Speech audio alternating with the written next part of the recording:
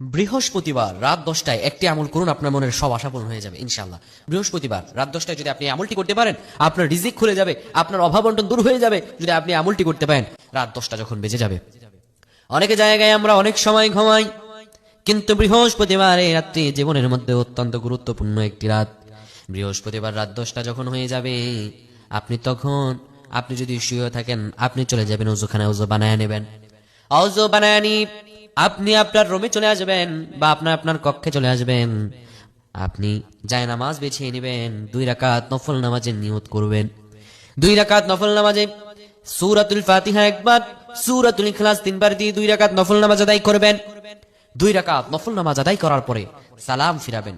সালাম ফিরে 100 বার পড়বেন, আস্তাগফিরুল্লাহাল্লাযী লা ইলাহা ইল্লা হুয়াল হাইয়ুল কাইয়্যুম ওয়া আতুবু ইলাইহি লা হাওলা ওয়ালা কুওয়াতা ইল্লা বিল্লাহ। 100 বার পাঠ করবেন।